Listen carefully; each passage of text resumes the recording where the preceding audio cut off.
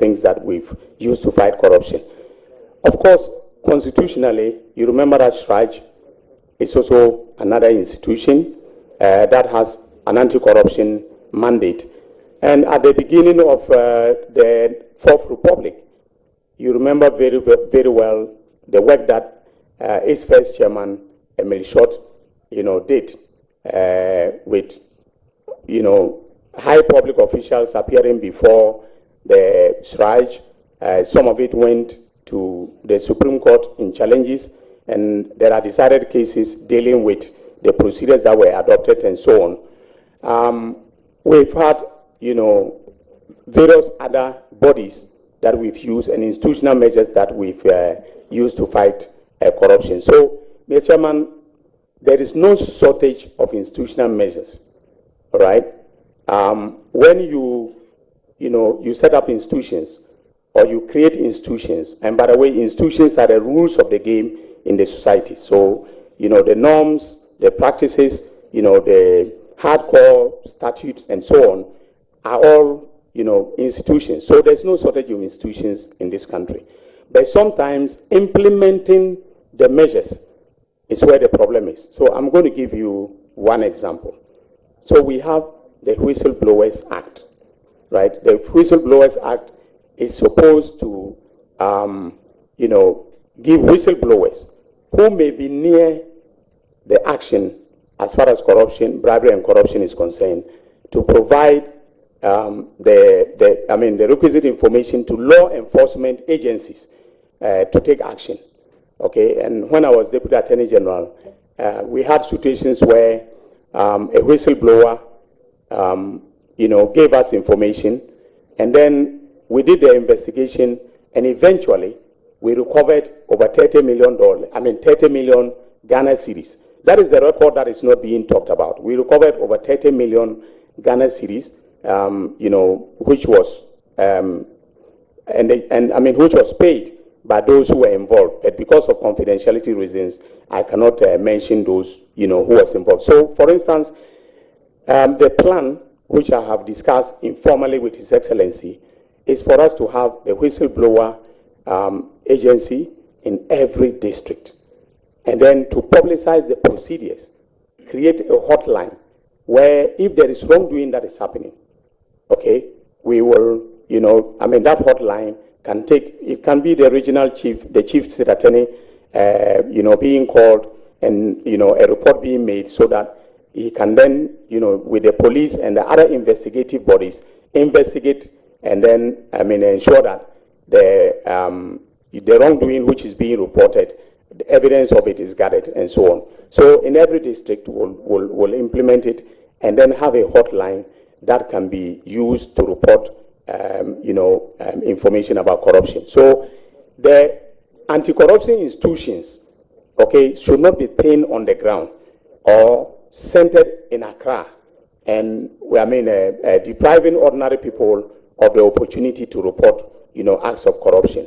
And of course, under the Whistleblowers Act, when you report and there's a recovery, you are entitled to 10%, a percentage.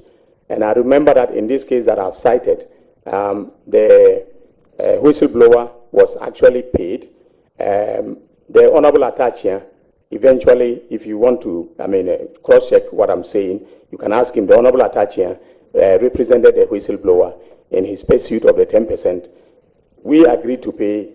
When MPP took over, there was some hanky-panky, and then the whistleblower had to go to court. So that is an incentive, for whistleblowers to report. So, Mr. Chairman, we need to operationalize and make sure that the anti-corruption institutions, the anti-corruption measures permeate all the way to the local level. That, during the revolution, of course, there were excesses. During the revolution, the Honorable Cletus Avoka is here. Those days when we were young men in Bolga, they were the revolutionary lawyers.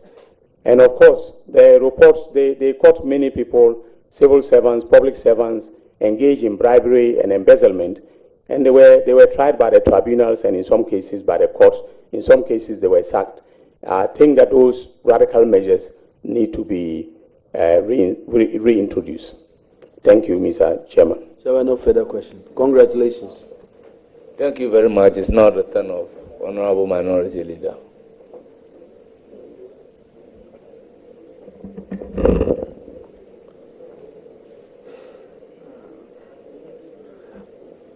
Council,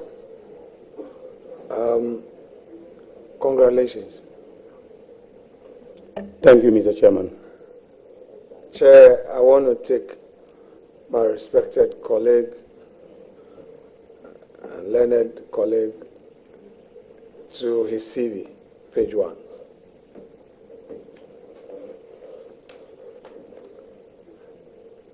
The page 1 of your CV has no biodata of you, so can you graciously provide us with your biodata?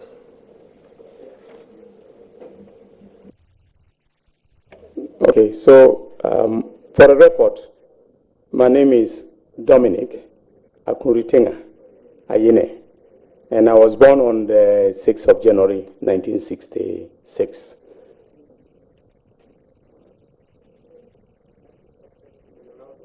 To Ms. Ayine Atenga and Madam Ateni. What's your address, please?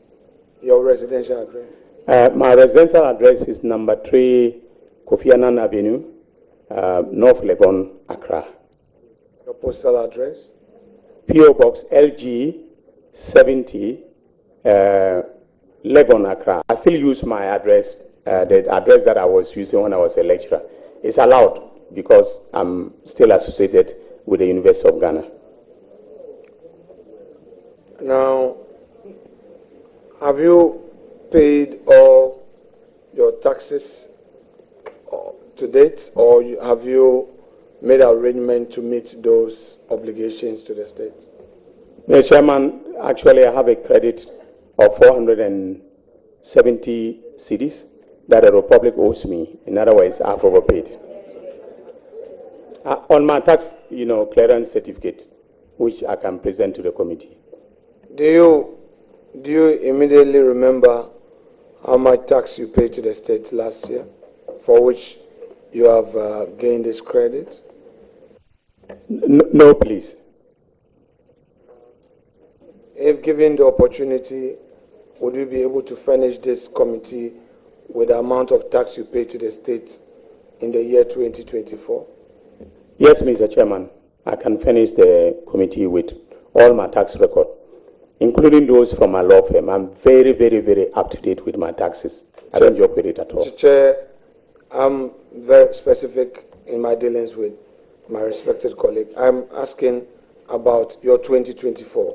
I'm not talking about other matters. Yes, yes, 2024. Yes, Mr. Chairman. Very well.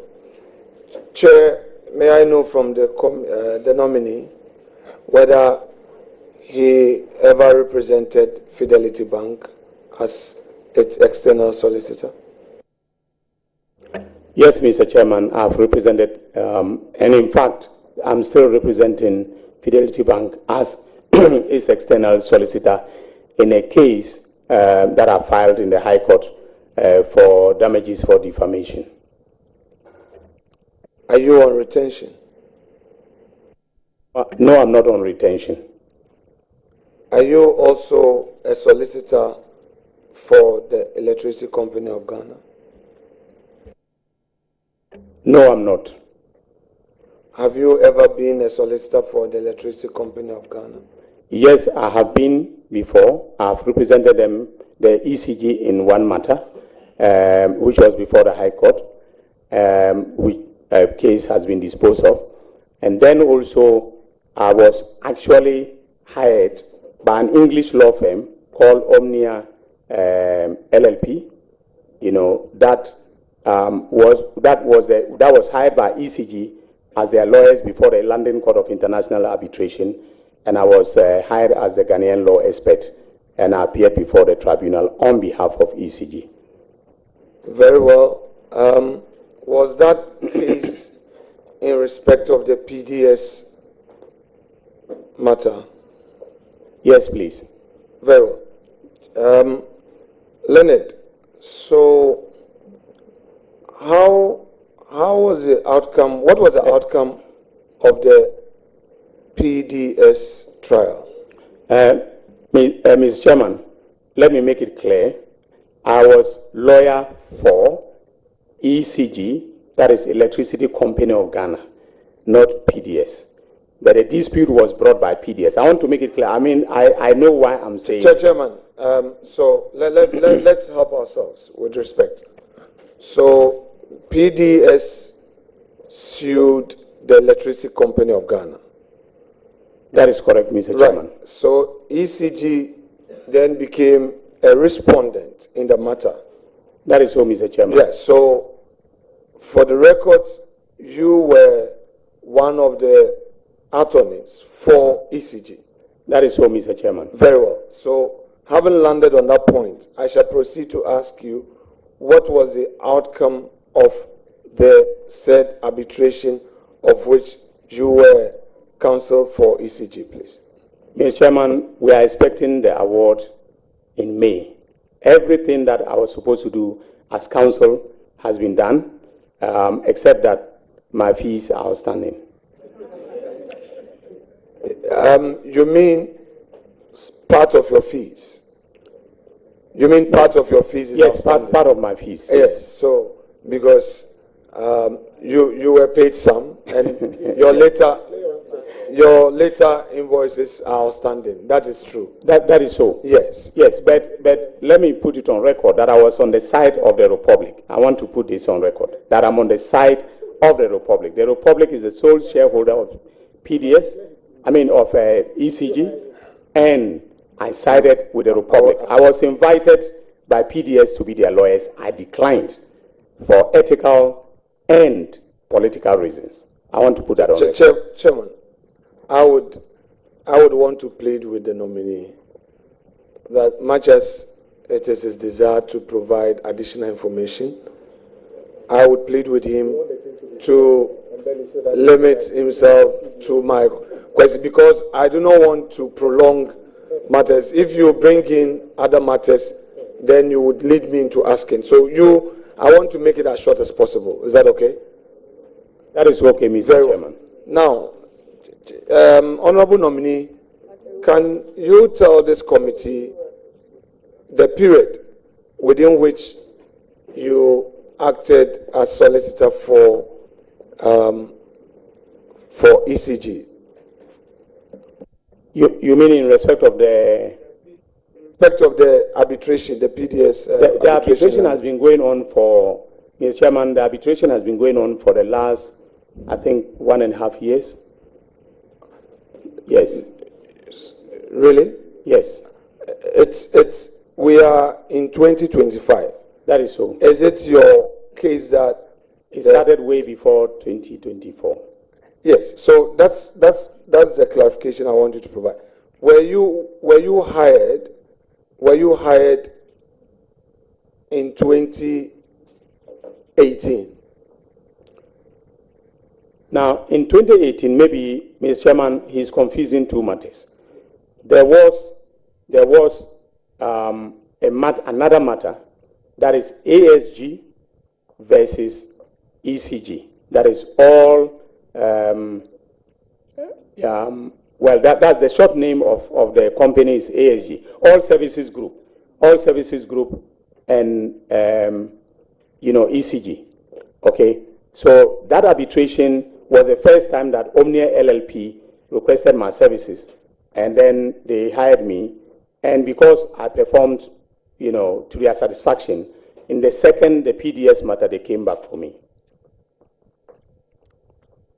So when did the PDS sue ECG? Mr. Chairman, I can't remember off the top of my head, but I can provide a committee with the accurate information. I can give you the opportunity with the leave of chair.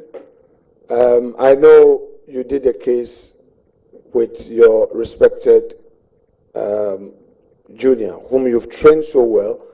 I watched him at the Supreme Court with, with a lot of admiration, and one must compliment him for his great advocacy.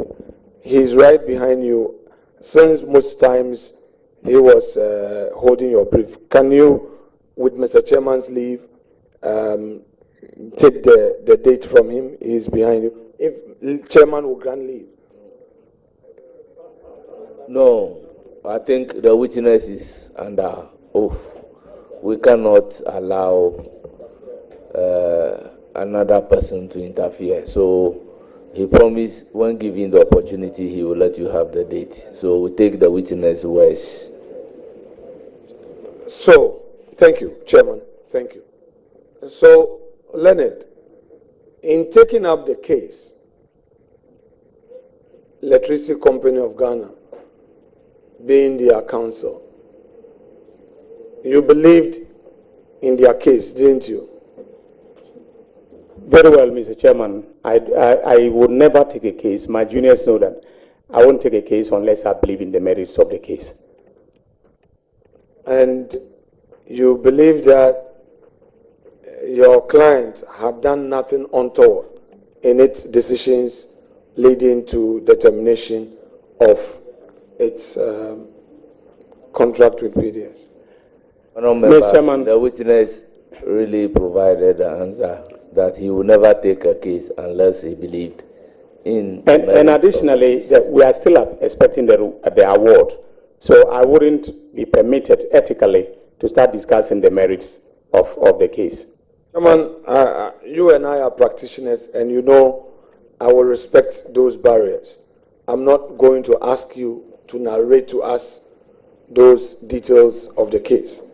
All I want to ask you is that you believed in the merit of your client's case, to the effect that, in your view, your client had not done anything wrong in the handling of its contract.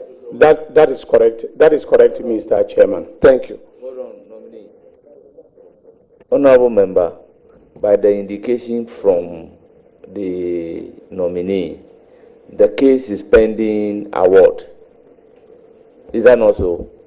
So that is so, Mr. Chairman. So it is a matter under determination, and by law, can we be going into the merit of that particular matter, whether you believe or you don't believe in it, since it is pending a judicial determination? Chairman, I appreciate your intervention. I would humbly plead with you one more time to allow me to flow. I would not cross the barrier, and I believe that you've heard me loud and clear. Now, Honorable nominee,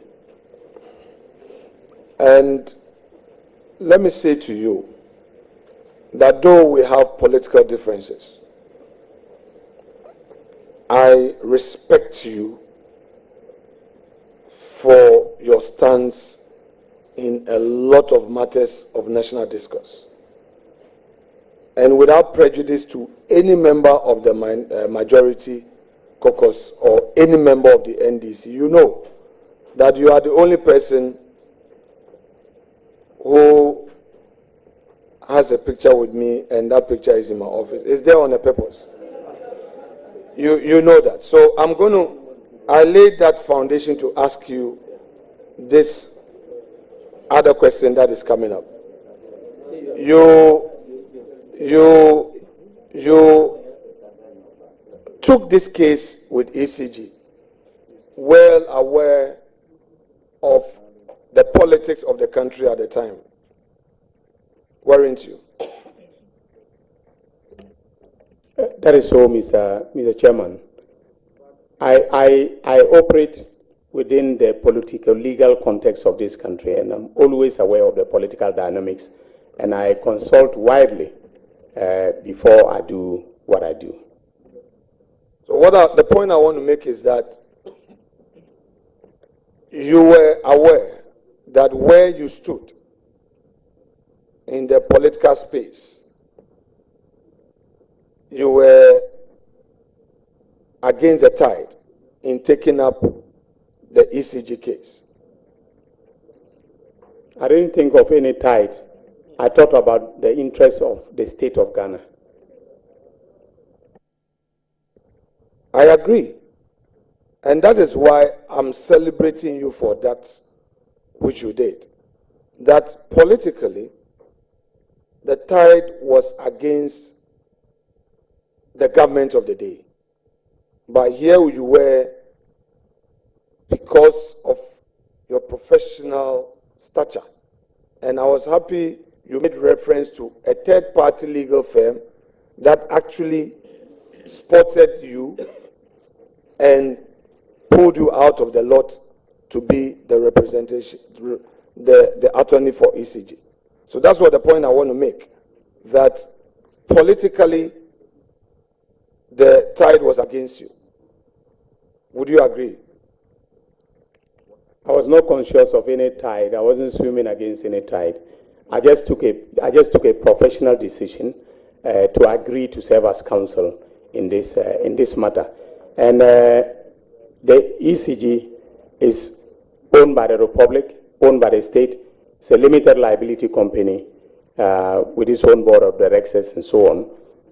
I didn't think about the political implications of representing ECG, but I knew that the politics around PDS was not, because I also believed in the fact that there was wrongdoing on the part of PDS, and I wouldn't accept a brief, from a company that I believe was in the wrong in respect of a transaction.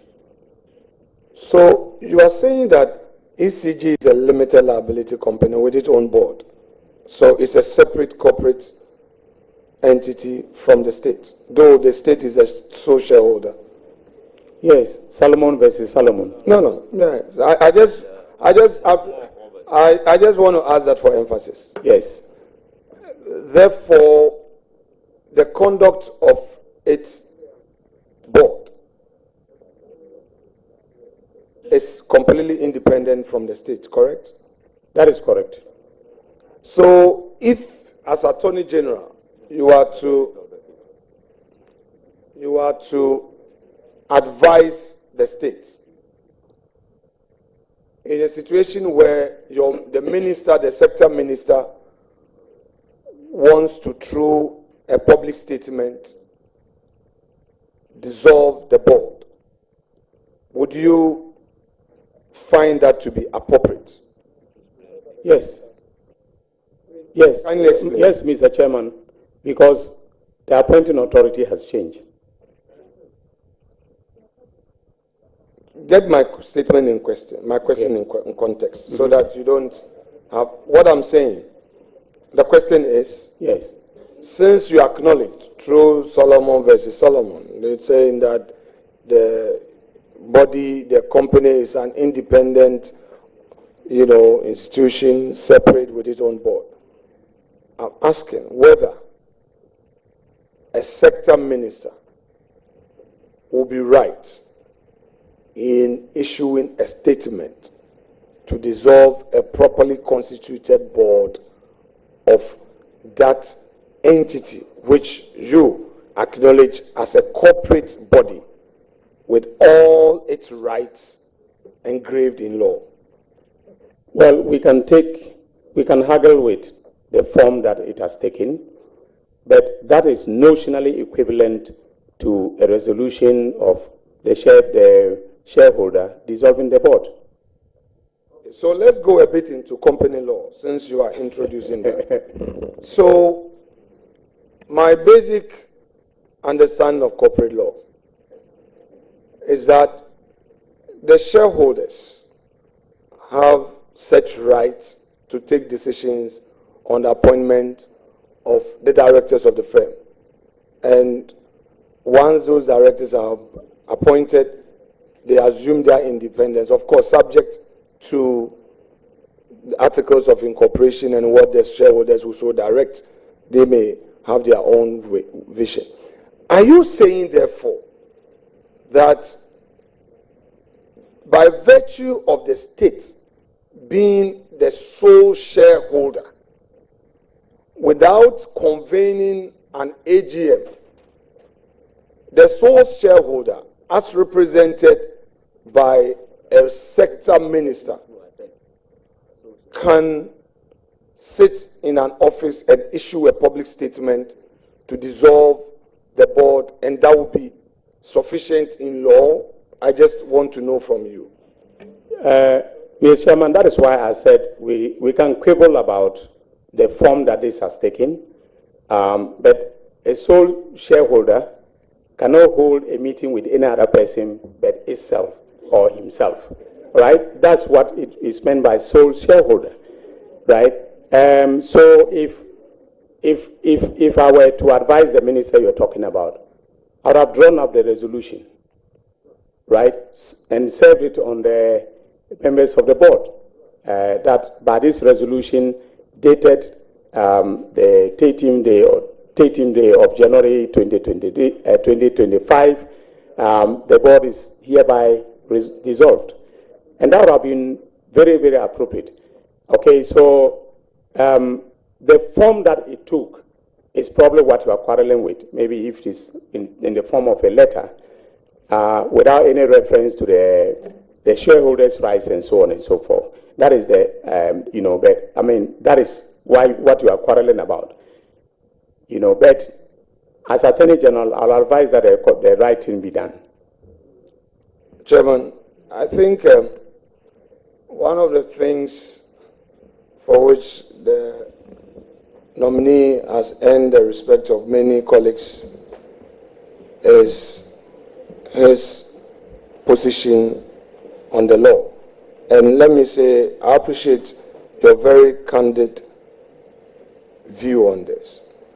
And I pray that you will walk the talk and ensuring sanity as we get along, because this our politics. It is party go, party come. And we need to assure those who take up responsibility in running state institutions. Now, I will proceed to my next observation about you. None of us here can be perfect. There are times that we lose it, and there are times that we get it all well. Have you ever felt frustrated as a lawyer in any matter that you've handled, whether in your private practice or in being a lawyer for the states, in your previous life as a Deputy Attorney General?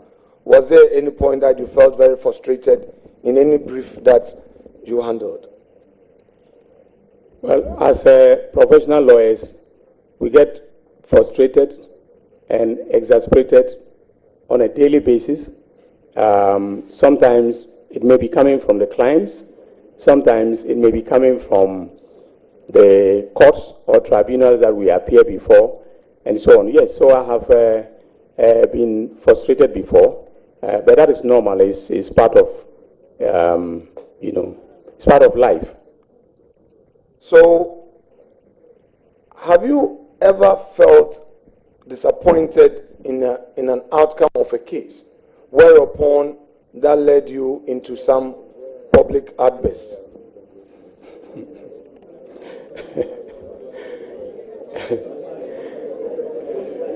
Mr. Chairman, I don't know what the honorable member is driving at, but if you realize, okay, I don't run public commentaries on cases that are handled as a matter of, the practice and tradition of my firm.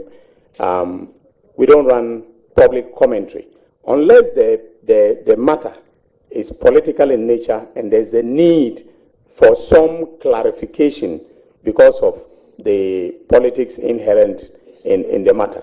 But as far as my commercial practice is concerned, yes, sometimes I lose cases, but but I don't run commentary on them publicly. Chairman, please, I claim your attention for the specific language I'm using for my question. My question is, have you ever been disappointed in the outcome of a case, meaning a final judgment in a case you did, whereupon you made some public statement? I'm not talking about running commentaries on a case you do. I am asking whether you recall any public outburst emanating from a judgment in a case that you did. Mr. Chairman, I cannot recollect. So if I cannot recollect. Honorable Dominic Ayini, in the Woyome case, where my Lord Ajet Nassam presided,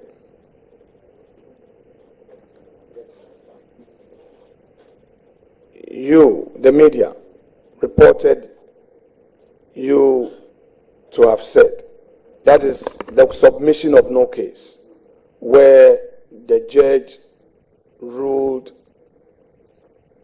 in favor of Mr. Woyome. In other words, his application that there was no case to answer was upheld, and your opposition to that application was rejected by the court.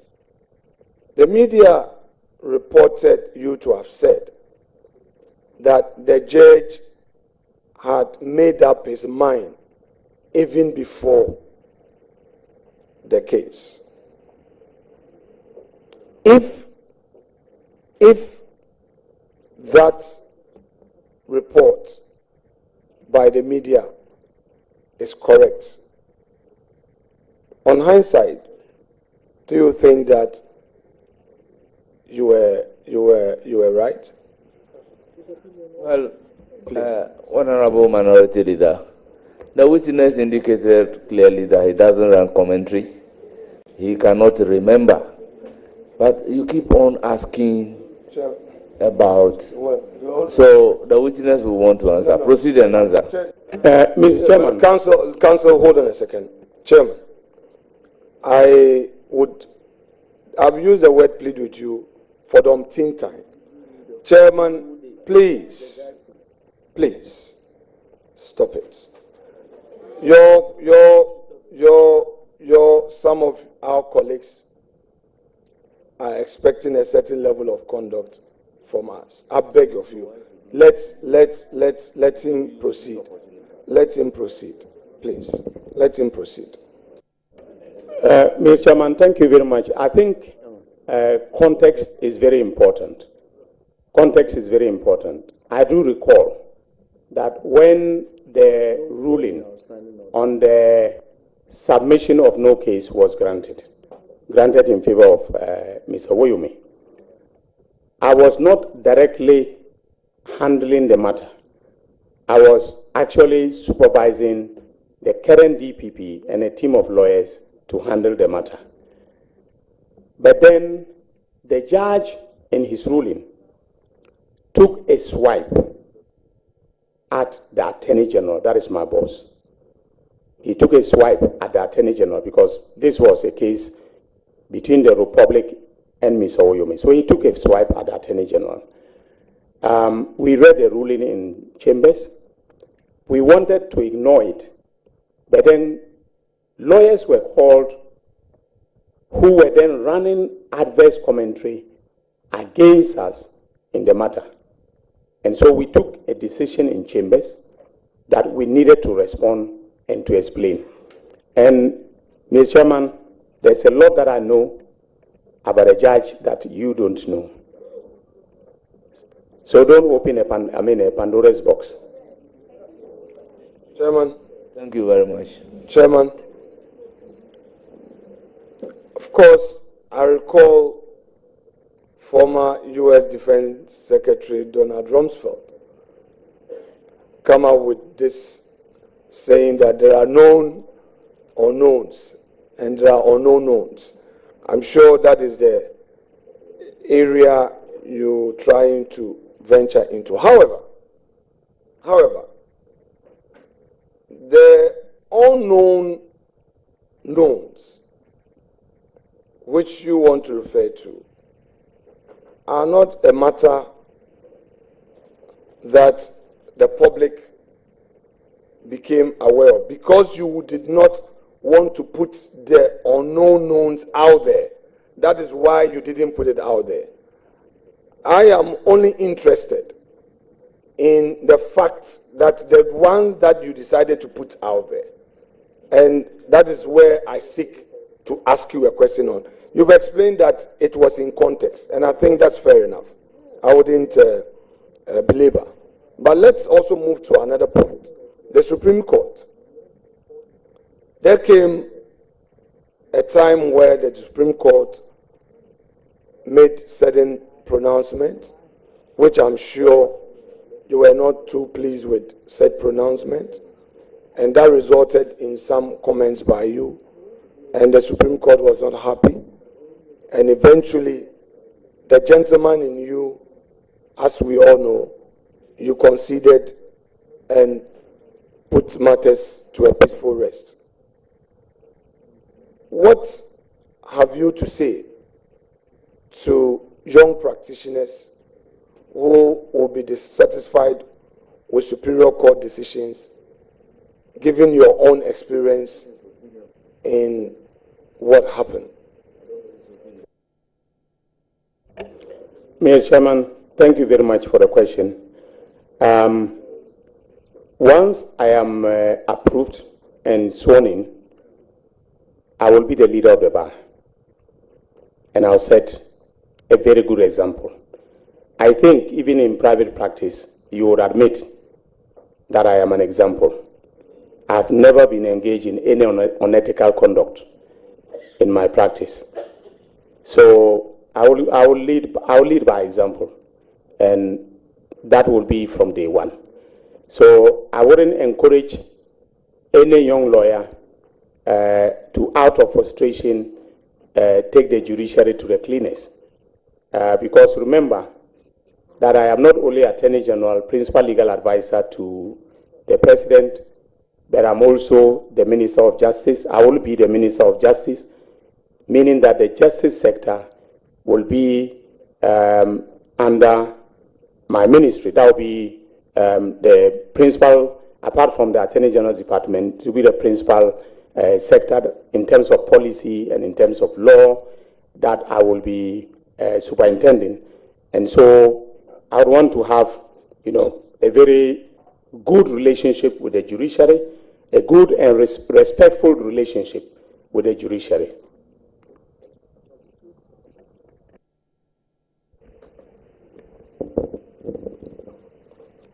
Chairman, we have become aware of an executive instrument dated the 9th of January 2025. And this executive instrument takes its strength from Section 11.3 of PNDC Law 327. It lists a number of ministries. Conspicuously missing is the Ministry of National Security. Now, in the Securities and Intelligence Act,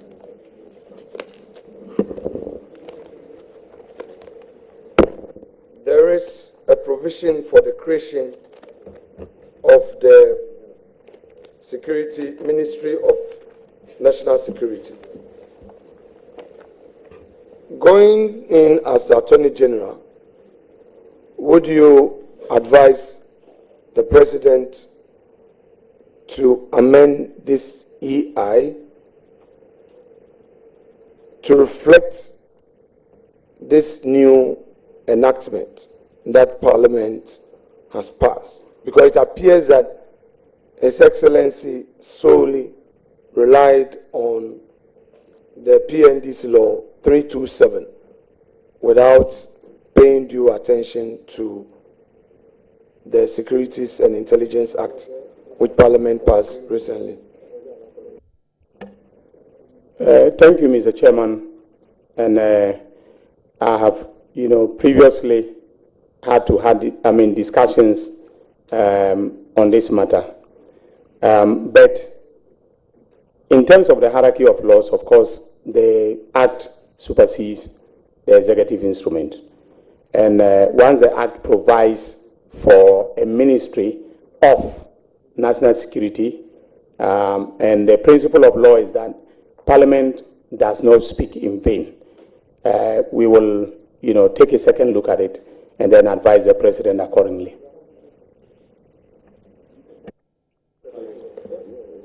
Thank you very much. Honorable colleague. And you have a long way to go, Honorable Leader. Chairman, kindly stop this act. I'm just asking. Chairman, kindly stop this act. Because you Chairman, seems to be taking the whole day. Chairman, kindly stop this act.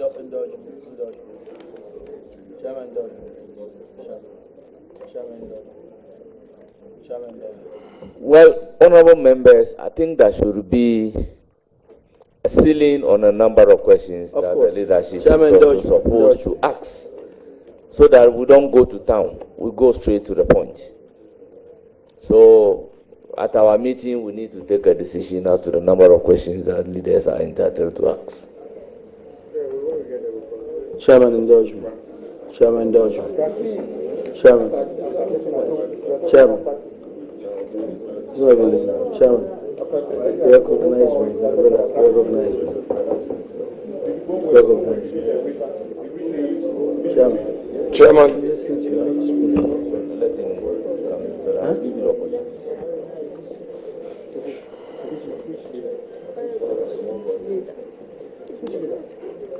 We should allow a free flow of proceedings. Okay? I beg of you. Honorable nominee, in Article 181, 5 of the Constitution, that provision in the Constitution received some judicial pronouncement. The very first one, I believe, the Clomega case, Clomega versus the Ghana Port and Harbors, where the Supreme Court had an opportunity to make some pronouncement. I believe that the court made some consequential orders to the effect that Parliament would have to ensure certainty in that provision of the Constitution by enacting a law to regulate 1815. It's been long overdue. We don't have a law yet.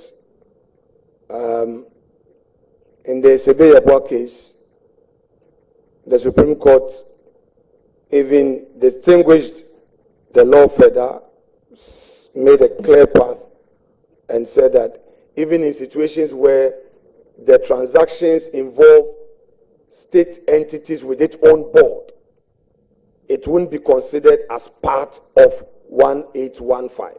However, they still felt that Parliament has failed in enacting a law to regulate 1815.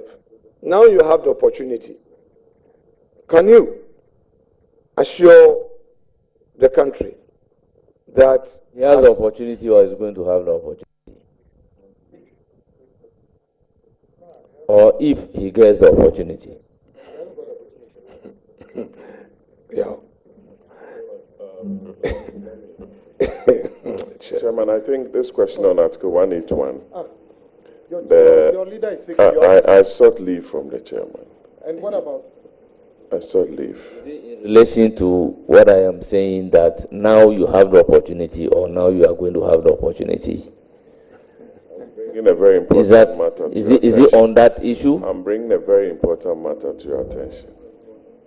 That the Speaker set up a committee on Article 181(5), and that report and bill is ready.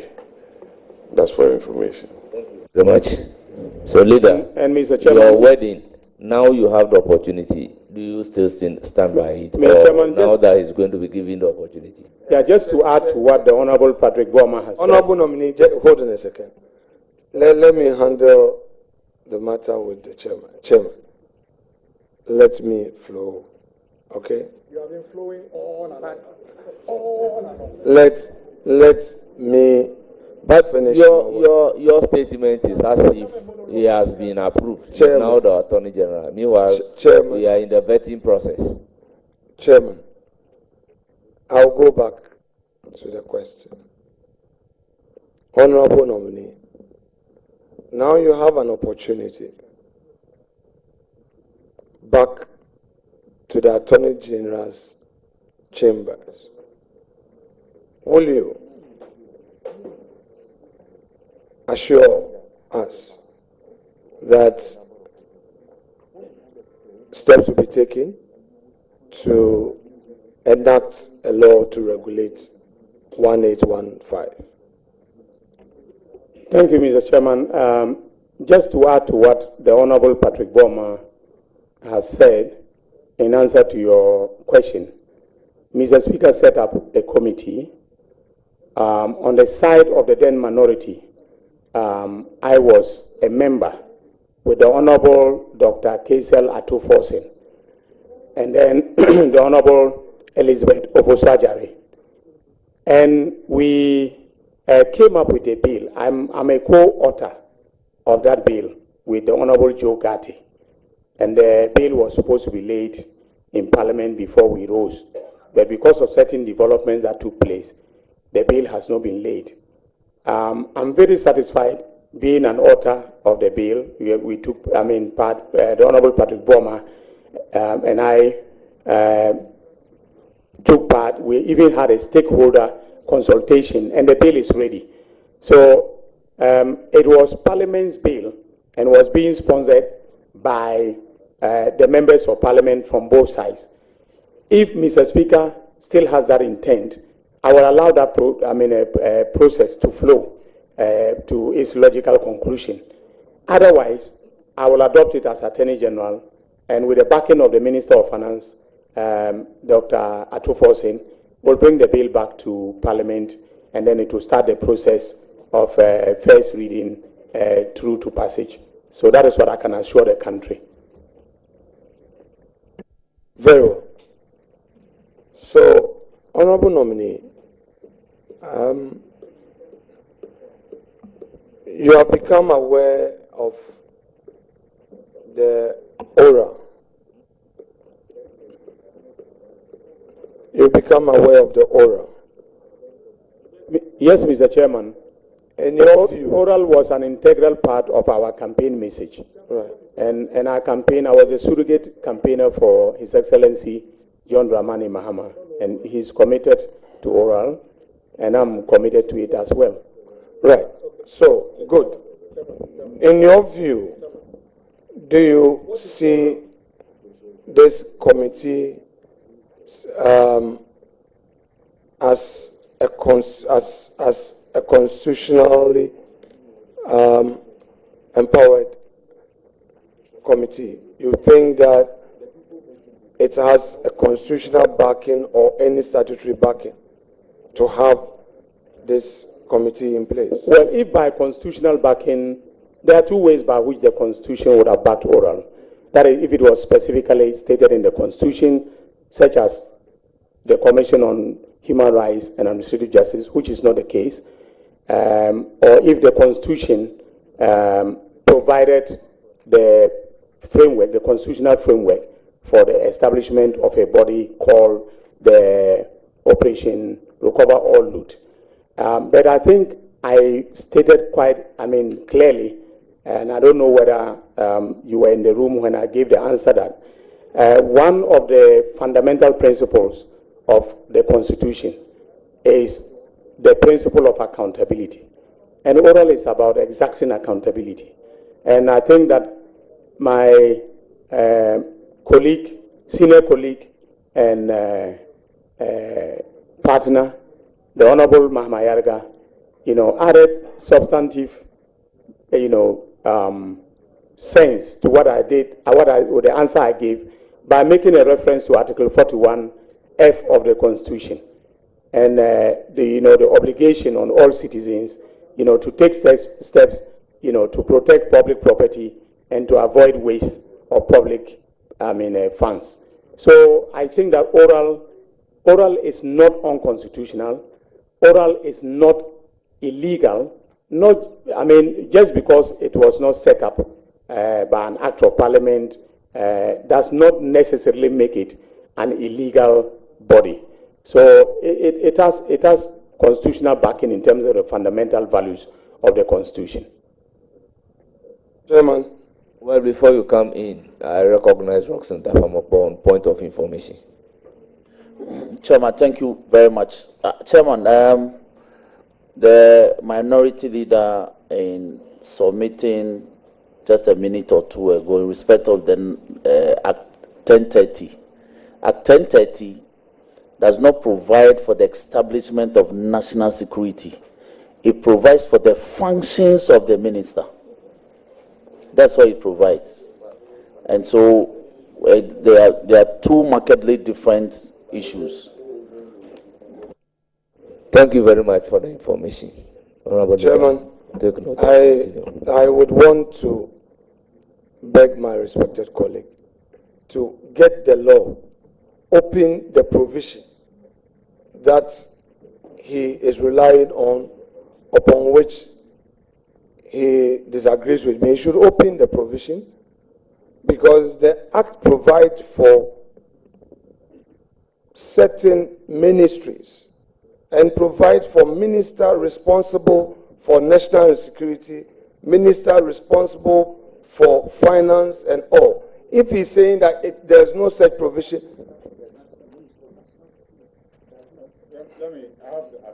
no, please. Honorable. So Chairman, Honorable Member, I recognize Honorable Ayariga. Read the Act. Chairman. I recognize Honorable Ayariga to read the Act. Chairman. Honorable Minority Leader, few minutes ago you said that he should read the Act. And Honorable Ayariga quickly wants to read the provision. So why are you not Chairman. comfortable with the Act being read? Honorable Ayariga, go ahead and read that. Mr. Chairman, the Act severally makes reference to a minister. And then it goes to the definition section, and then it says minister means the minister responsible for national security. So it could be any minister of the president that he has assigned responsibility for national security. It doesn't command the establishment or continuing existence of a ministry of national security. Even when the provision tries to define a ministry, assuming that a ministry is mentioned, it adds and says that ministry means ministry responsible for national security. It doesn't say ministry of national security, but the ministry that is responsible. So the president can assign responsibility for national security to the Interior Ministry, the Defense Ministry, or indeed the Ministry of Upper East. So that is the president's prerogative. Thank you very much. I think this is a usual rendition in our laws. that would define ministry or a minister to mean minister responsible. So if today the minister responsible for roads should be the minister responsible for transport, the designation will be made as such. So I do not think this is an issue that we should belabor. Yes, yes. I mean, it is clear now. So, leader, proceed. Chairman, with the greatest respect, you are expressing an opinion. Don't say it is clear now. The interpretation column of Act 1030 provides for the definition of minister. I've been part of legislation at least for the past 12 years. It provides minister means, it didn't say include. Minister means the minister responsible for national security. Then it goes on to say ministry means ministry responsible for national security. In all humility, and at the risk of sounding immodest, the argument that it could be any ministry by the president, to say the least.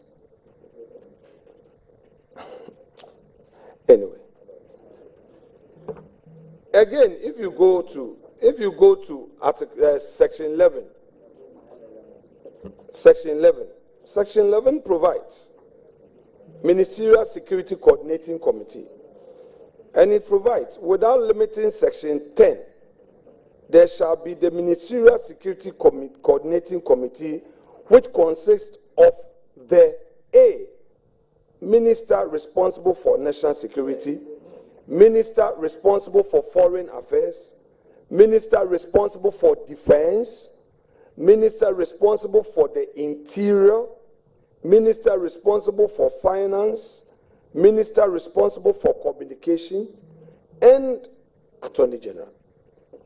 So the law is very clear, and it is not a matter of the president assigning interior minister to be responsible for national security. It is provided for that we would have a minister of interior, a minister of defense, a minister of national security is there. Mr. Chair. Honourable members, you see, at a point, the rendition changed to minister responsible, not minister of, because of these issues of realignment. So if today a minister responsible for Greek is supposed to be in charge of the national security, he is the minister responsible for national security. That is the designation. That is the reason for changing the rendition. We could say simplicity the minister for national security, but we are saying minister responsible for national security. We've taken into consideration issues of realignment of this nature. That is why, because other than that, each time there is a change, you must come and amend the substantive law in consonance with the change that you have made. But once you say minister responsible, it is incumbent upon the president to dedicate that to a minister appointed by law. So all the laws from 2020. I believe this is even a Cavendish drafting, of which I am part.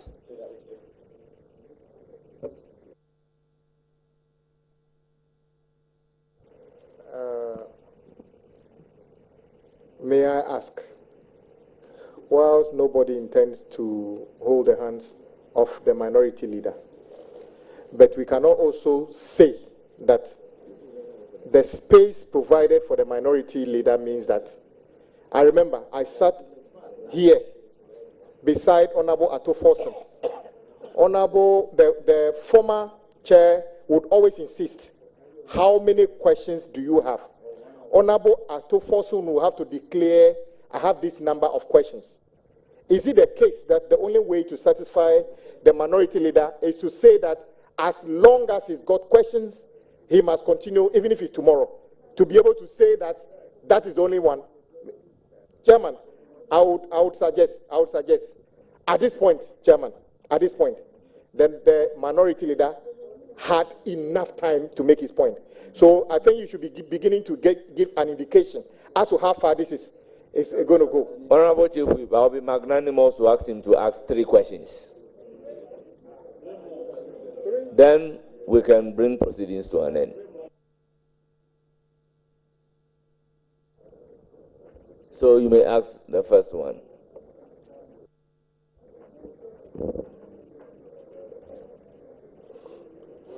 Honorable nominee, if I heard you correct, if I heard you right, it is your case that the establishment of the oral committee is legal. Yes, Mr. Chairman, it is. Now, you are aware. Second question. You are honorable chair. If you have been very calm managing, if there is an attempt to disrespect me and to create a problem, Chairman, stop. Far from that. Chairman, you are putting words into my mouth. I am not in any case I have been very quiet and very but calm. I think Chairman, you are trying to be very abusive. Chairman, stop it. I'm not disrespecting you in any Chairman, manner whatsoever. stop it. Chairman, I am not in any manner disrespecting you. We've accorded you all the opportunities in this world. We have accommodated you. Chairman, excuse me. So how do you say I'm disrespecting you? Can I respectfully go to our standing orders? Order 2 and 7. Honorable Boy, you have the floor. Chairman, been very patient. Chairman, we in Parliament are guided by our standing orders. Order 2171 on the appointment committee. The appointment committee comprises the first deputy speaker as chairperson, the minority leader as ranking, and the deputy majority leader as vice chairman, the deputy minority leader as deputy ranking member, and then he lists the following. There's only one chairman. Only one chairman. We don't have co-chair of this committee. And the rules of this house is that we allow the chairman to lead us and direct everybody so that we can have an orderly business. My respected Honorable Afenyo Marcus has chaired committees, and we've always deferred to him that allow all of us to basically do the work. It is as if he is not respecting the chair. And it is completely not right, especially on an appointment committee where the whole public is looking at us. I think that where we are, the right honorable, my colleague, please, let's respect the chair. He will give you all the opportunity. But when the chair makes a determination, you will be the first to support him. Honourable Member, your second question. Chairman, with respect, I beg you. We've come very far with the nominee, and I think we don't want to end this day having vetted the Finance Minister Designate, the Energy Minister Designate, and our respected colleague in this kind of situation. I beg of you, Chairman, we've come very far. Please, let's give him the space to finish. He has guest from his constituency, chiefs. We don't want him to leave this room disappointed. We've come very far with him. Let's indulge the minority leader to end his question, please. I beg you. I know why I'm saying that. I beg you. I beg you. Let's give Kwame. So we need to be guided. Minority leader. How many more questions do you have?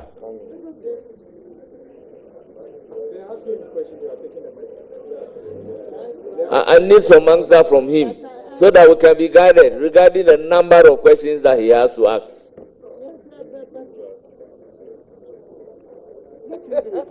No, we cannot finish tomorrow. Well, he can say that we'll finish tomorrow. The whole world is watching us. Yes, Honorable Chair, please. I think we've been on this committee and we've had there's a case where Honorable Judicial have been vetting and questioning until he's satisfied with it. Yes, even sometimes he starts with a warm-up and they go, but please, I think where we are at the moment, let's try and indulge him and then finish up with him. I'm sure he's almost at the end of it. So we just need an indication from him. How many more questions does he have? Or how many more minutes does he want to be given so that he can finish up his question?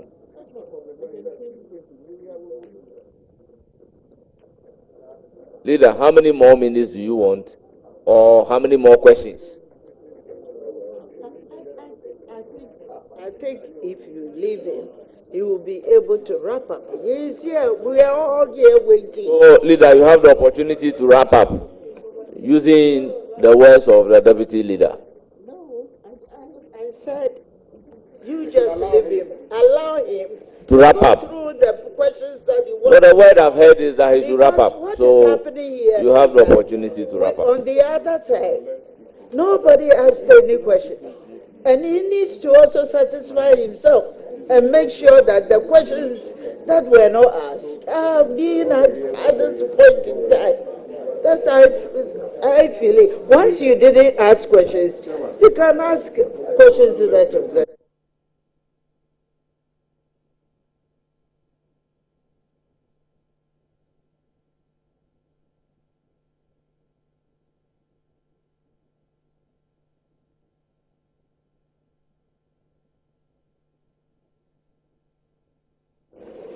Chairman, thank you very much. Honorable nominee,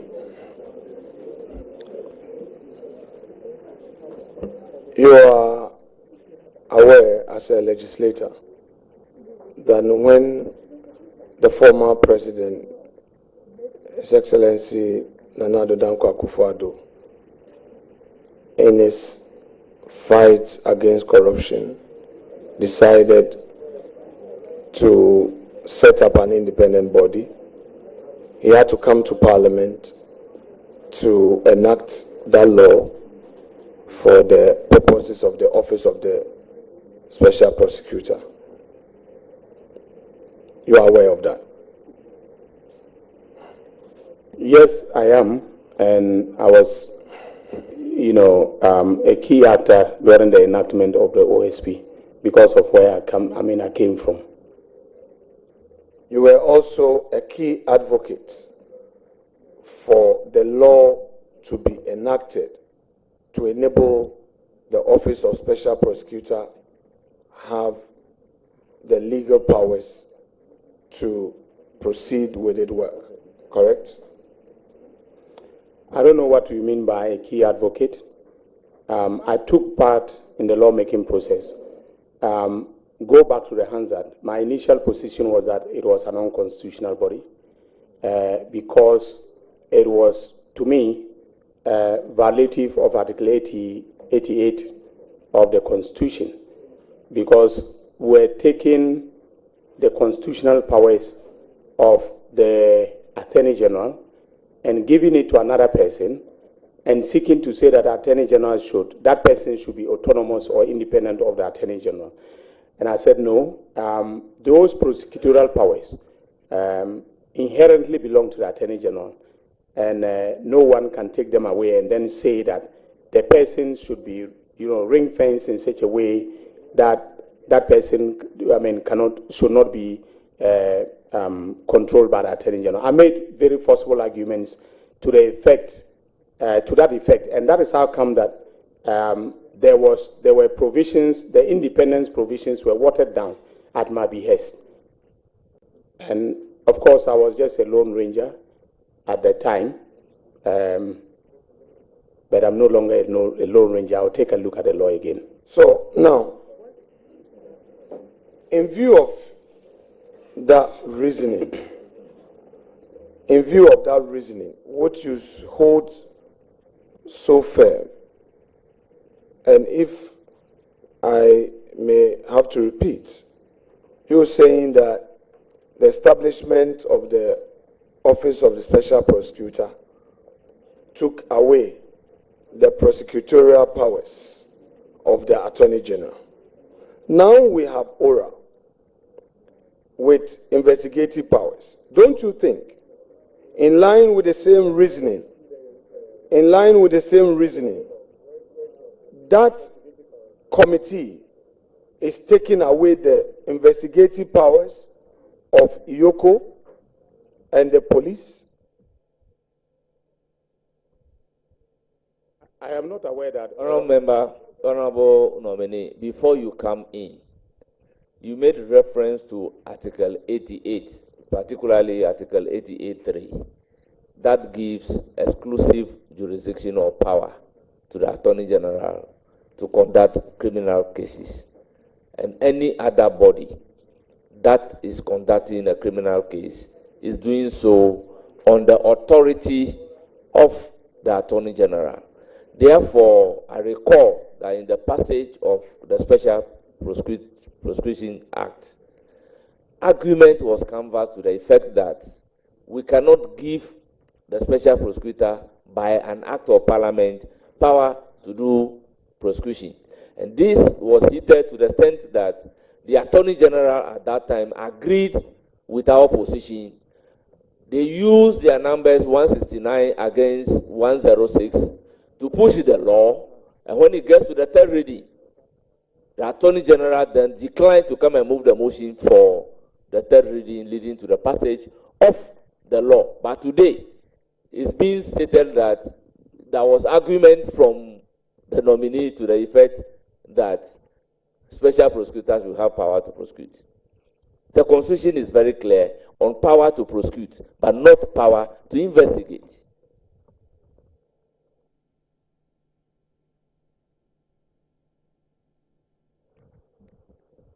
Honorable nominee, my question to you is this. Here is a committee without any legal backing, of which you say and insist that it is legal. I'm asking you, this committee is out there saying it is investigating supposed looting. Now, we have state institutions with the mandate to investigate allegations of corruption, conflict of interest, and certain actions of public officials. Shraj is a typical example. We've had situations where members of the public have gone to Shraj on certain matters. We have the police. The police has various units that does investigations. We have IOCO. We established IOCO, Act 804. If you look at their mandate, they have all the powers.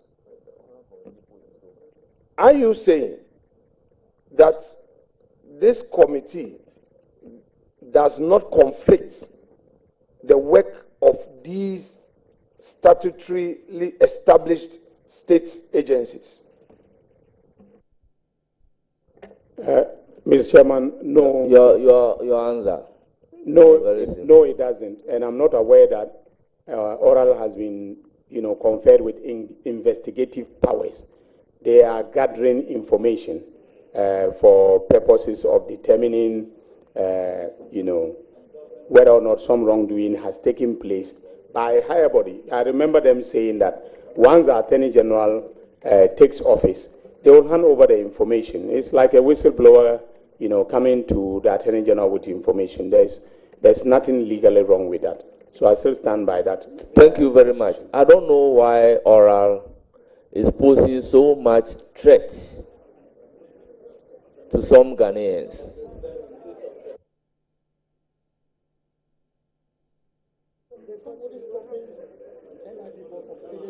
Honorable nominee, if I understood you correctly, is it your suggestion that upon taking office, ORA shall cease to be in operations? I just want clarity. Honorable Leader, the nominee never said so. So I do not know the clarity that you are seeking from something that the nominee has never said. Okay, no problem. Honorable nominee, since Chair says you never said so, let me now ask you. And I did not say so. That's okay. That's okay. No problem. That's all right. Honorable nominee, are you saying that because you believe that ORA has a legal backing, your office is going to continuously depend on ORA for the purposes of providing you with information for your prosecution? Honorable Minority Leader, the nominee never said so. So you may ask another question. Chairman, please, for the third time. Honorable nominee, as Attorney General and Minister of Justice, you will primarily rely on state agencies such as police, IOCO, and FIC for the purposes of building your case for prosecution, correct? Well, the qualification primarily doesn't sit down well with me. Some of the institutions we've mentioned have statutory power to conduct investigations that are restricted. So, for instance, if you take, IOCO, economic and organized crime, period, they can investigate anything relating to, say, murder or treason and so on, or other crimes, right? So their mandate, their investigative mandate is restricted to economic and organized crime. So they are creatures of statute, okay? The Attorney General will rely on any source of information, okay, that will lead to the detection of criminal offenses, whether relating to corruption, whether relating to looting of state property, and so on. Once that, gives us the basis to gather evidence of wrongdoing, we'll aggressively pursue it, and then it will serve as the basis of prosecution. Thank you once again. Listening in silence. Chairman, do you have any more questions? Honorable nominee, thank you for the response to my earlier question. Now, you have indicated that the mandate of ORA is to gather information for the Attorney General. So, I want to ask you, as Attorney General and Minister of Justice, will you continue to depend on ORA within the period of your service to the state as Attorney General? I want to know from you. Mr. Chairman, I think I have made it abundantly clear that I will depend on any reliable source of information relating to wrongdoing that will mandate that we investigate. And by the way, one of the new things, Mr. Chairman, one of the new things that I will be bringing to that department is setting up an in-house investigative unit. Thank you very much. I recognize a supplementary question from the Chief Whip, Honorable Kwame Governor Sakboja. Honorable Dr. Ayeni, will you say, or will you agree with me, that oral is in line with Article 41F, which says, the preamble says, the exercise and enjoyment of rights and freedoms is inseparable from the performance of duties and obligations, and accordingly, it shall be the duty of every citizen, in fact, not even oral alone. F, to protect and preserve public property and expose and combat misuse and waste of public funds and property. In this case, I cite an example of what oral put out, that an individual of this country was trying to take over land that doesn't belong to him. The individual came out through his lawyer to say it is not true. Yet oral put out details from land's registry showing that that individual was almost illegally or taking over land that doesn't belong to him or at a price that is not fit to be sold at that price.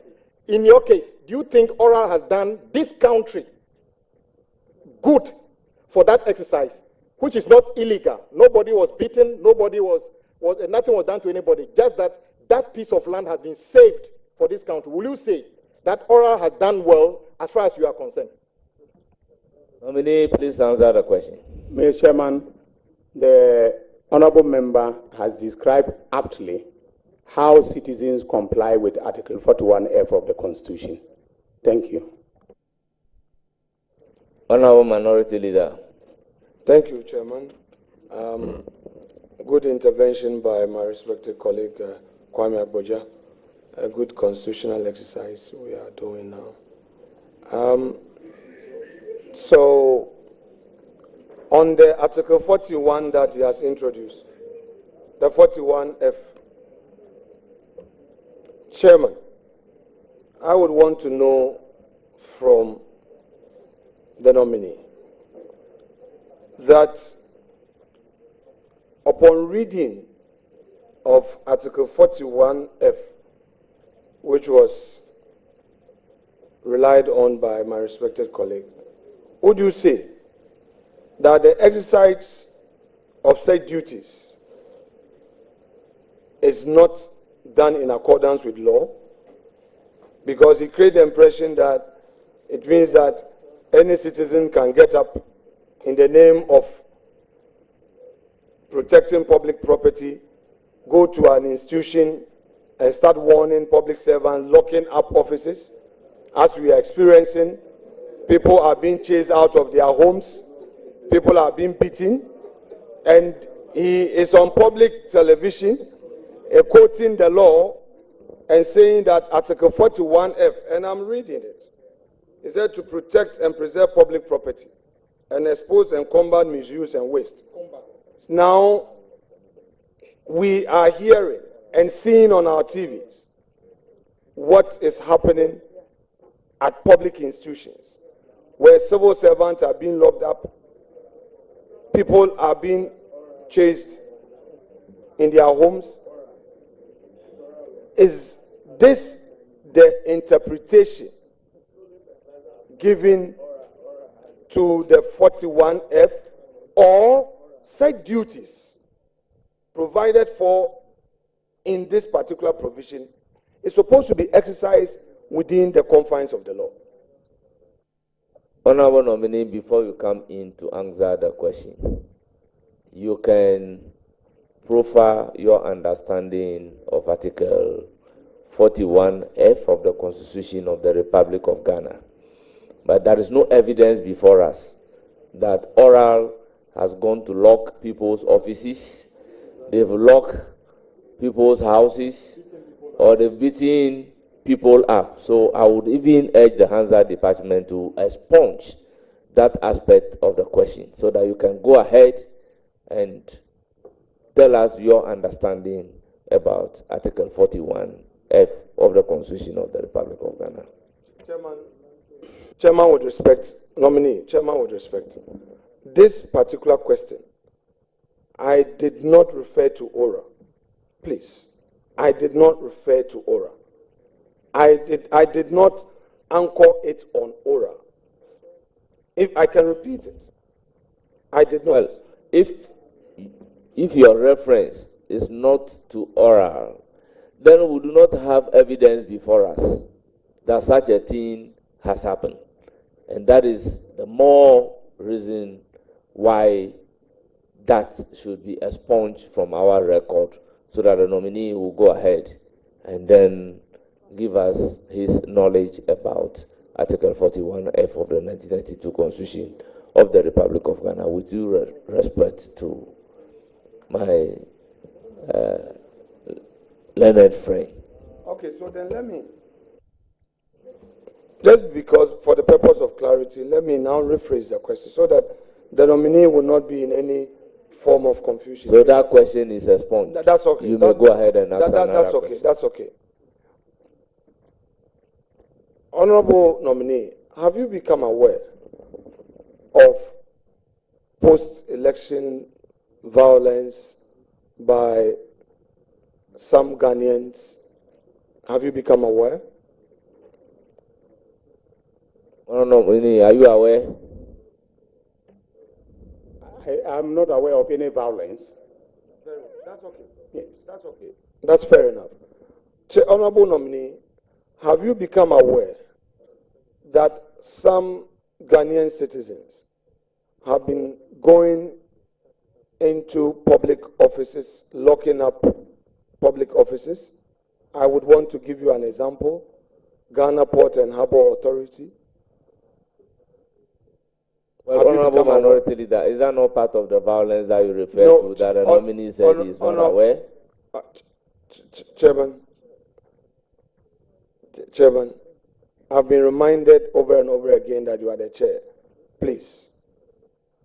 I asked the first question of violence. He said he's not aware. That's fair enough.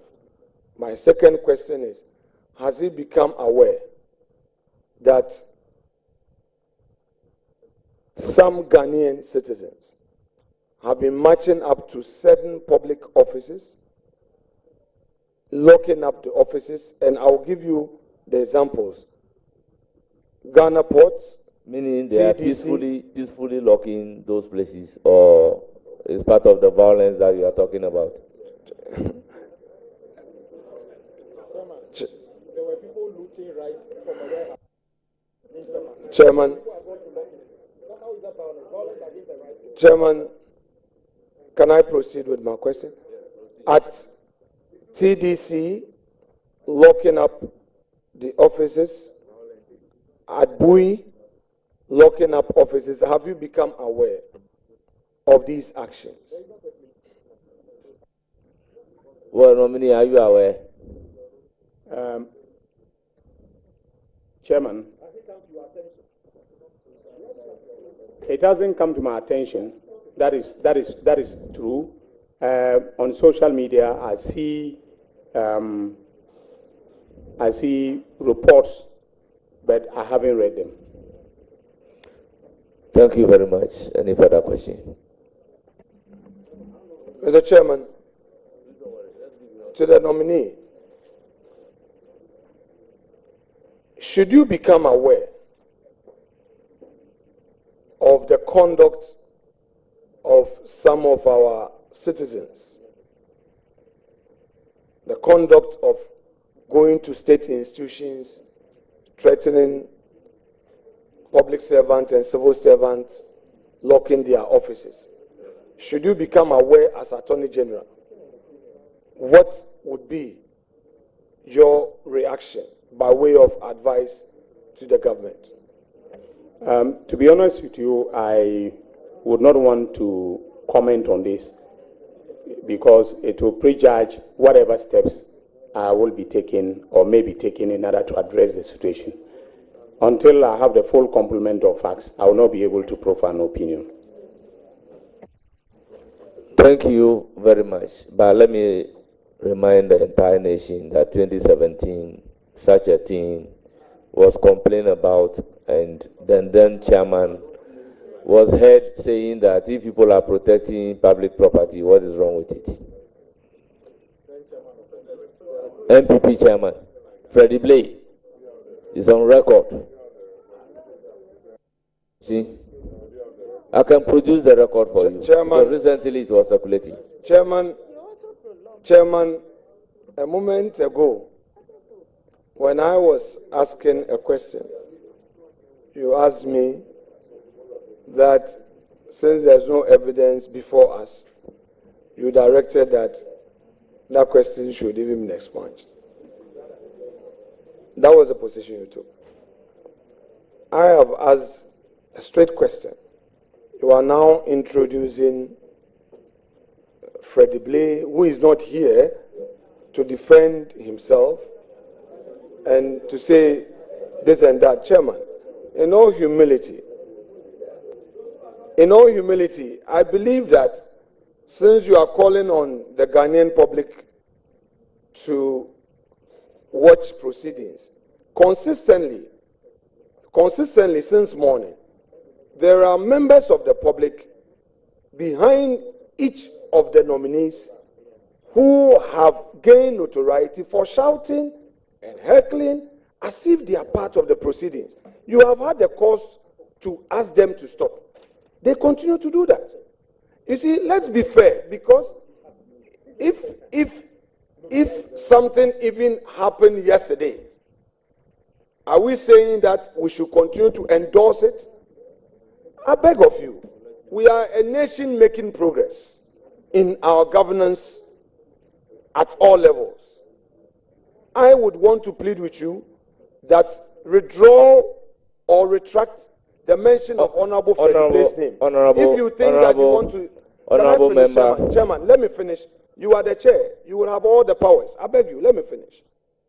I think that it is most unfair to Honorable Freddie Blay, who is resting at home, to be mentioned here when there's no matter relating to him. I would humbly implore you to take his name out of this matter. Honorable if member, you think you still want to keep his name in, that is up to you. Honorable Minority Leader, people are asking of the evidence. My source of the information is Star FM headline. I would therefore urge upon Honorable Ayarega to read it for the entire nation. And if you still want me to withdraw, after giving you the source of the information, then I will listen to you. Honorable Ayarega. Star FM published this January 12, 2017. MPP members only protecting state facilities. Blay justifies takes over. And then it says the acting chairman of the New Patriotic Party, Freddie Blay, has defended the lawless and violent seizures and takeover of state facilities by some members of the party. According to Mr. Blay, not all the takeovers of state facility by MPP members must be condemned, since in some cases the supporters are only protecting government agencies. Should I continue? I can stop there. Member, thank you very much. Okay, I recognize Honorable Chairman, not too long ago, the respected leader referred to some of our citizens sitting behind the nominee as foot soldiers who were brought here to make noise. I take an objection to that. Foot soldiers brought myself and the minority leader here. So their presence at vettings cannot be a nuisance. Secondly, he suggested that they have gained notoriety for making noise. I have been on this committee indeed, sometimes when nominees give answers, it generates spontaneous reaction from the back. They are not notorious. So may I also ask my respected colleague to probably rephrase the rendition that says that foot soldiers were brought here to misbehave, and also they have gained notoriety for doing something that they've been warned not to do. It is his choice to either oblige and do that, or decide that foot soldiers are not to be seen in Parliament. If that is what it means, I wouldn't mind my foot soldiers to be here, because they are the ones who brought me here. So it's up to you. Thank you very much. Once again, as a chairman of the committee, I will apologize to our dear guests for any comment in any manner whatsoever. So I sincerely apologize. Honorable Minority Leader. Thank you, Chairman. Are you done? Yeah, Chairman. I have my last set of questions for my respected colleague. That has to do with nomination to the Supreme Court of Ghana. Leonard, we unfortunately, as a House, could not take the appointment committee report on 2 nominees of His Excellency the President. One, Professor Richard Frimpong, 2, Justice Sophia Rosetta Oduokua Benasco Issa.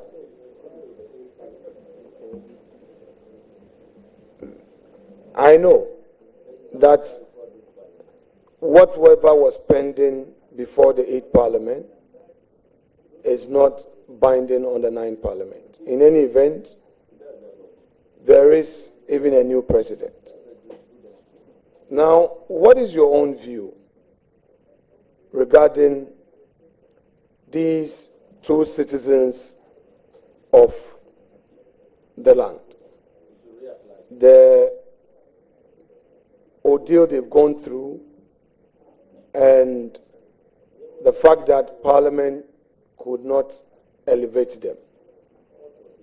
Given the opportunity as an Attorney General to make an input in any nomination, any future nomination to the Supreme Court, would you consider making your views known on these 2 nominees to the appointing authority?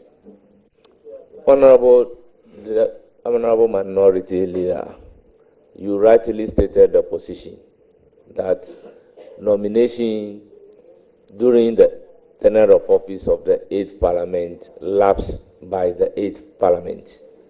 And in the 9th Parliament, we have another executive president in whom the power to appoint is vested.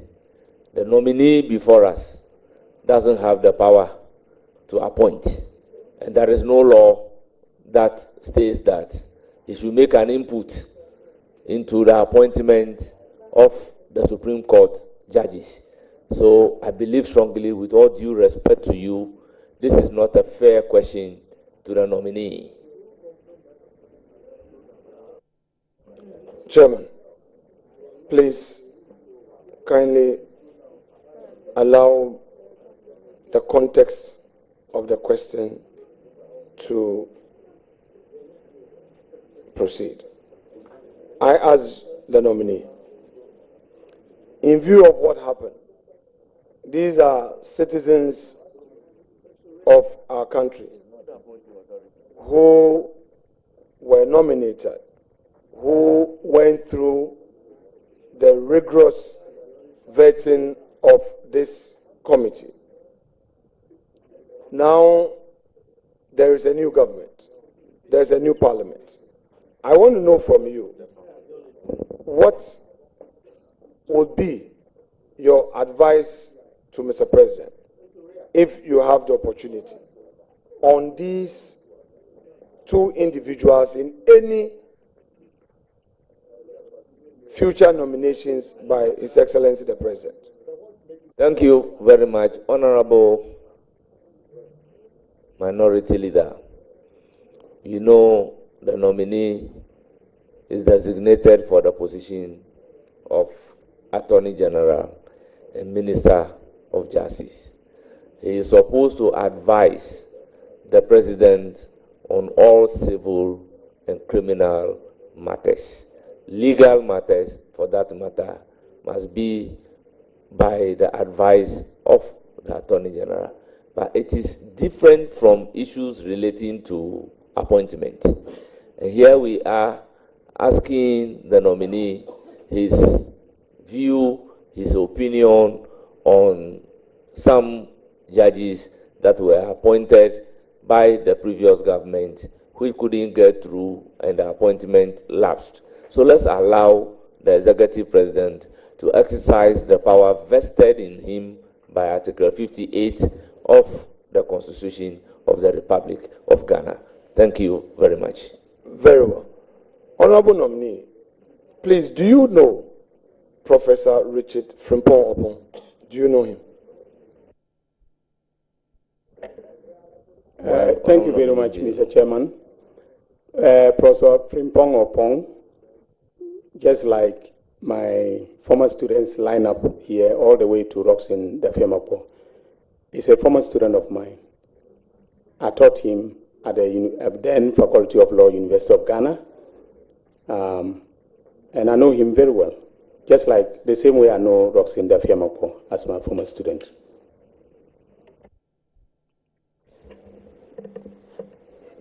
How do you know his practice of the law?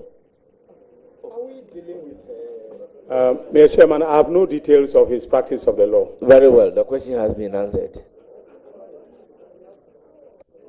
Should you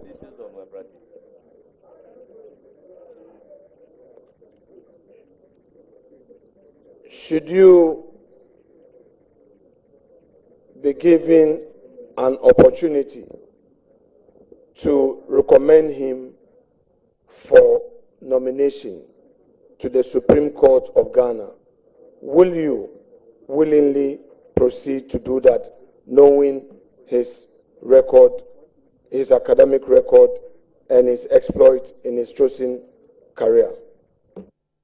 Let's cross the bridge when we get there. Do you know his academic record? Yes, I do, because I taught him, I graded his papers. You know, he was a first-class student. Actually, the two first-class students were himself and then the current OSP. So I know him very well. But I'm not ready to opine on whether or not I recommend him to President Mahama for appointment. That the prerogative of appointment is that of the President, not mine, as Attorney General. Thank you. So that is true. And you are not the one to do nominations. But my question is, in view of the fact that you know his academic records and you know his professional career, if you are given an opportunity to recommend him for nomination to the Supreme Court, would you be able to make that recommendation? Thank you very much. The nominee has provided an answer that appointment is an exclusive preserve of the President, not his. I wonder if you have the opportunity, or he has the opportunity in law to be recommended. Okay, Chairman, with respect, Chairman, with respect, if you pay attention to me, we will be done. You're just suggesting that I wasn't paying attention to you? Chairman, can I ask? Are you suggesting I'm not paying attention to you?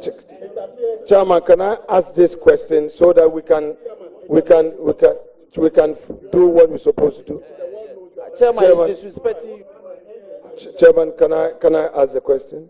Chairman, I'm not being disrespectful. I think the whole world knows we have done enough by giving opportunity to the minority leader. Chairman, I will request you close the meeting now. We have done enough. No one in this country will say that we haven't given enough opportunity to the minority leader. Enough is enough. Enough is enough, the chairman. Nobody will say he's not been given opportunity. It's enough. Chairman, thank you very much. Chairman, my question is not about the nominee appointing a Supreme Court judge. My question is not about the nominee appointing. I asked the question that the honorable nominee, in view of the fact that you've said on record that you know the academic pursuits of the Professor Opon, and you know his professional exploits. Mr. Chairman, I never said I knew his professional exploits. I said I taught him, I know his academic record. And on the record, it is not only academic qualifications that presidents take into account in appointing, judges. So, and I'm not the appointing authority. I'm not going to sit here and opine as to whether or not, if I were hypothetically the appointing authority, I would have appointed him to the Supreme Court. And when you asked me the question, I said, if the president asked me, his opinion, let's cross the bridge when we get there. Because there will be a number of variables that the president would have taken into account in requesting my opinion. So I don't think that it is fair to me to want me to be answering hypothetical questions about future appointments. Okay, my final question to you. All members, let's allow. Let's take him by his words. Final question. Honorable nominee, you are now going to practice before our court as the first gentleman of the bar. Do you have confidence in the justice delivery infrastructure of our country? Mr. Chairman, I do have confidence, but there's room for improvement. It is not perfect. Thank you very much. Chairman, I would want to thank you.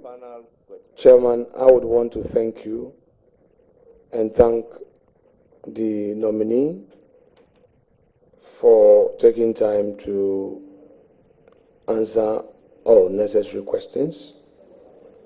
I wish you well and pray that you are able to discharge your duties as Attorney General and Minister of Justice for the good of our country.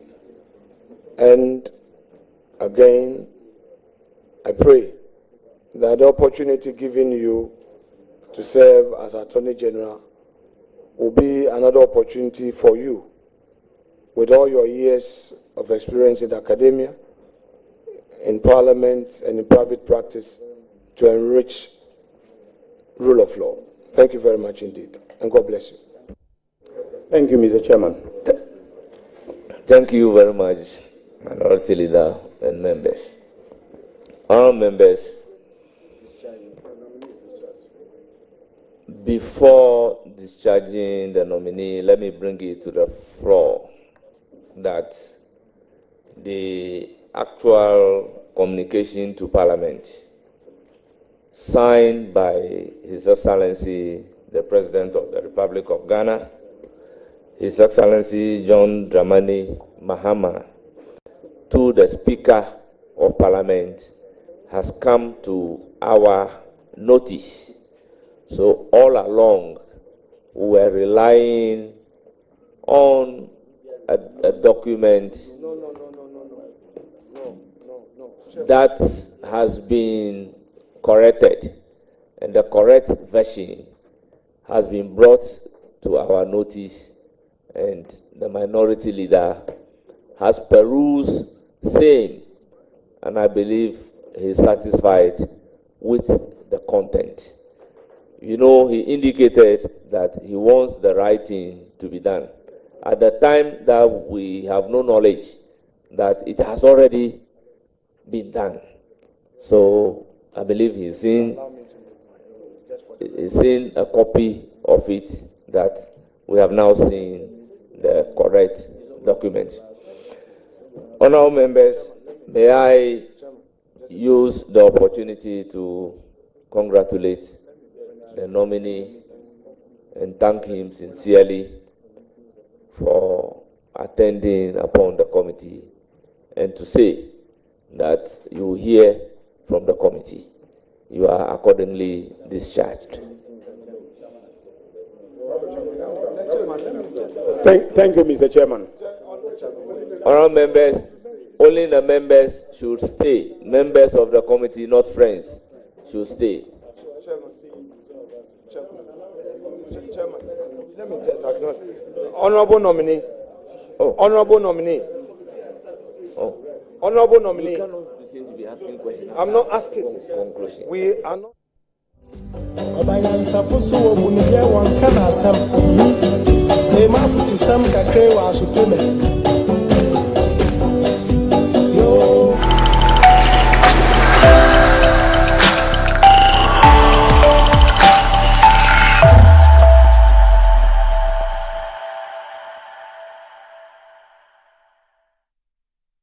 In today's interconnected and interdependent world, nations and international businesses are increasingly appreciating